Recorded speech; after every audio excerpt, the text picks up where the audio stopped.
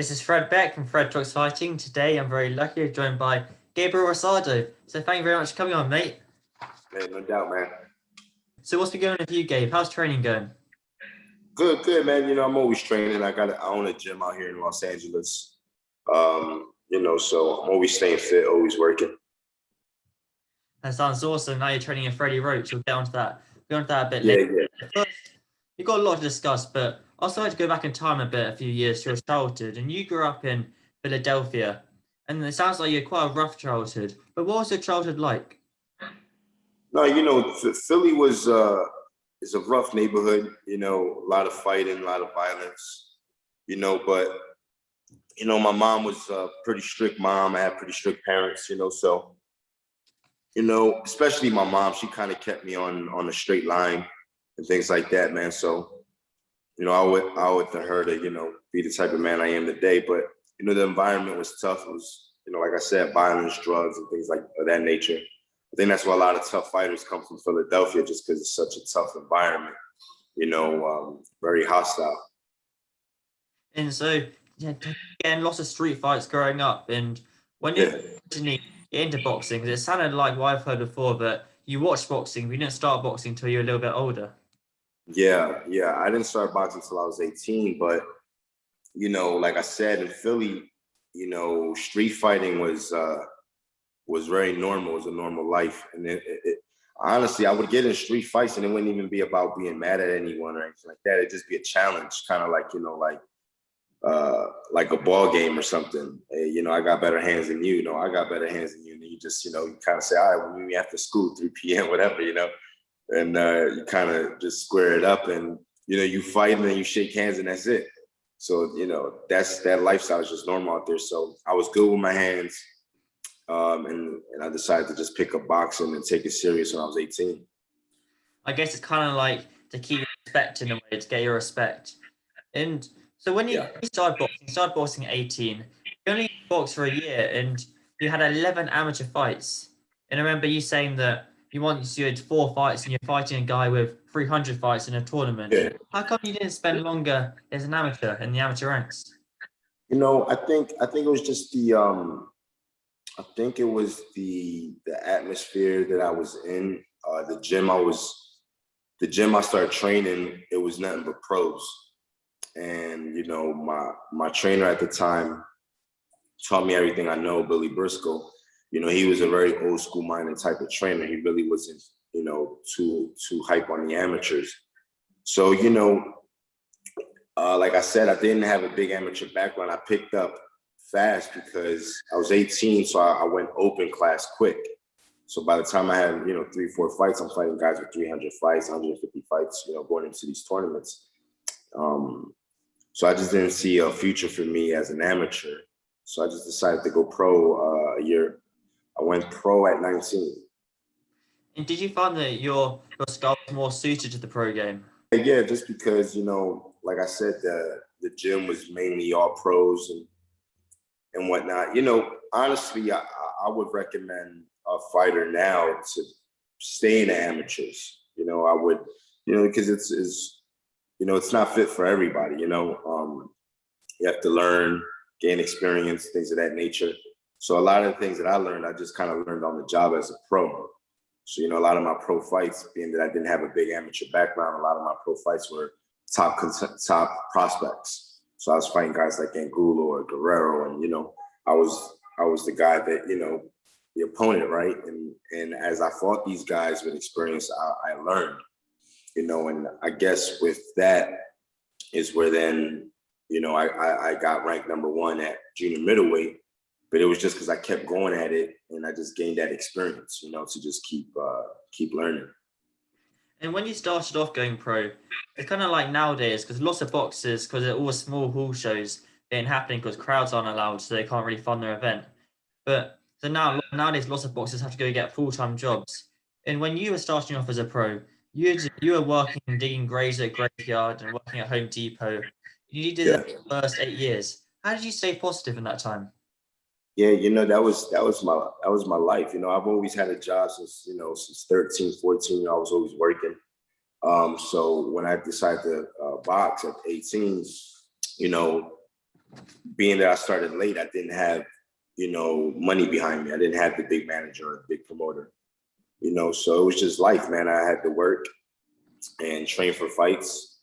And yeah, I did that for about 8 years, man, until I finally, got a breakthrough and started getting big fights and got up there in the rankings. I was able to, take boxing full time. But, what motivated me was just going to work and just having the mindset of saying, like, this is temporary. Like, I'm not going to do this forever. So I didn't have a negative attitude going to work. I didn't have an attitude like, oh, fuck, I hate this shit or whatever. You know what I mean? I kind of went to work. I did what I had to do. And I couldn't wait to go to the gym. My mentality is like, all right, do what I got to do, stock up these shelves, and then go straight to the gym. And that was my mindset. Once, 8 years later, I fight in Madison Square Garden, HBO for a world title. And, that's that, there goes the graveyard shift. So I guess they need someone to dig new graves. So it sounded like you had a lot of self-belief, which I believe that nowadays a lot of fighters lack. And so now you started training with Freddie Roach, but you've had a very long career. So what has Freddie taught you that you didn't know already? I think I've actually been around Freddie since like 2012, because Freddie was the commentator for the fights on NBC when I ranked #1 at junior middleweight. And I went on a knockout streak, knocking out every guy at 54. And Freddie was the commentator. So I would do camps at Freddie's gym. I would do like the last 4 weeks of camp at Wildcard. So fast forward to now, when I kind of wanted to take my career to that next level, I just figured I didn't need a trainer to show me how to fight, because obviously I already know how to do that. I just needed a trainer that kind of just was experienced and had a game plan, where we can go into a fight with a game plan and a positive attitude. And I think that's just what, I think that's probably why we look so good in our last fight. And we're so calm and relaxed and poised, because, we did the work, and I did my job, he did his job, and, we felt confident going into the fight. And I think that just comes with the experience factor. And that was your only fight with Freddie Roach. You got a lot more to come, and most people thought you beat Danny Jacobs in that fight. And when I go on Instagram fan page and boxing, you always see the thing saying, "Oh, you don't play boxing." It's always got you on it because you're so tough. And when you look back on your career, you've been there the best of Jamel Charlo, Daniel Jacobs, Golovkin. Who would you say gave you your toughest fight? I think I gave myself the most toughest fight. Honestly, man, one thing is starting late, man, you learn things as you go, right? It's funny, I think at this point in my career, I've learned so much about myself as a fighter, where, I think there's fights that, not to make excuses, I think just the lack of experience in going into certain fights. And I've always had the toughness, the mental toughness, and I've always put the work, but one thing is, the boxing is a lifestyle, you have to live it, and I think a lot of the times my younger days, I probably bullshit a lot in between fights and things like that, and you pay for that going into a fight, and I think that's why now I kind of respect my body, eating right, constantly training, even if I don't have a date, because, it's a full-time job, so I think there's fights that I've made tougher for myself just because it's playing the catch-up game, you fucking around and shit, and then you get a date, you got to pick up camp and you got to start training and sweat that shit off. So, I recommend young fighters to constantly stay in the gym, don't bank on just your talent, you got to put the work in. And I remember seeing nowadays, especially, you can kind of tell, because there's loads of last-minute fights, last-minute pull-ups because of Corona. You can kind of tell he's been living the lifestyle and he hasn't been. Anyway, I really like watching your fights. I don't ever want you to retire. But what do you think you have left to prove in the sport of boxing? Honestly, man, it's funny. I've been talking about that lately with like close people to me. And I really don't think I have anything to prove. I think, I was always doubted from the beginning. when I said I was going to box, people thought I was crazy. They said I was too old.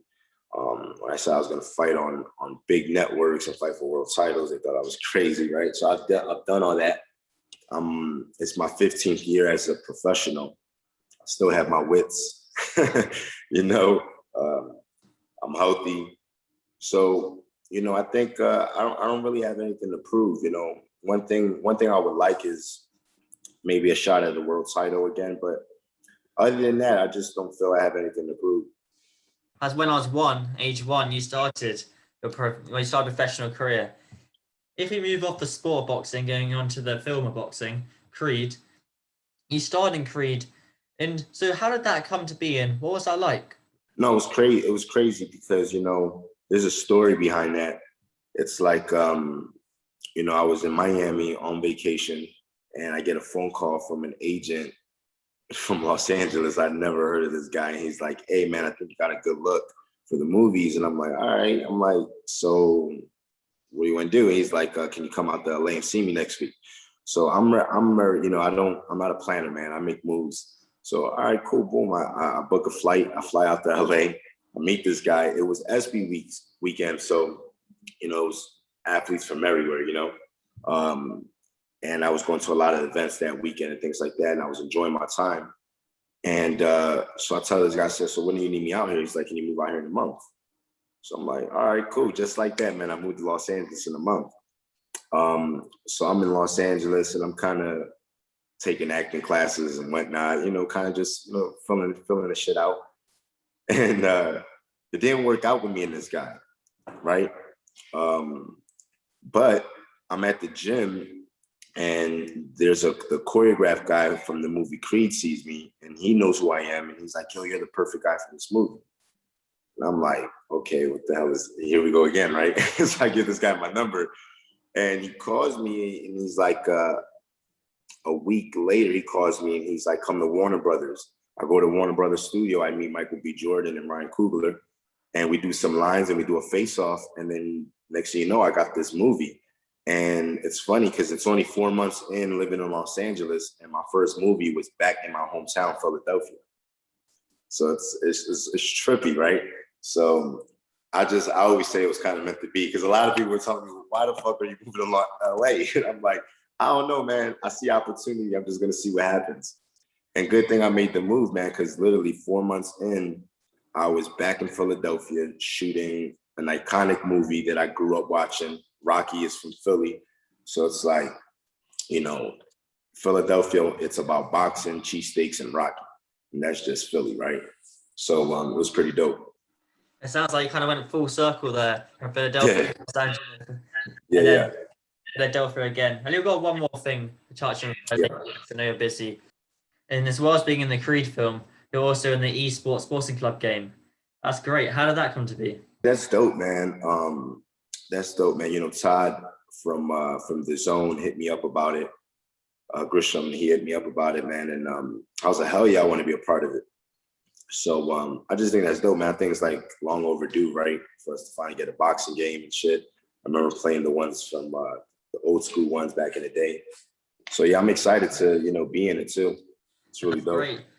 And they'll probably get a really good job of you because your tattoos, the detail will be amazing. All right, Gabriel, Thank you so much for the interview. I really appreciate it. No doubt. Can people find you on social media at? My social media is King Gab Rosado. And then my gym IG is Ready Go Bad. Perfect. I'll put those in the description. All right, Gabriel. All right, cool, Thank you so much for your time. I really appreciate it. All right, thanks, man. Have a good one.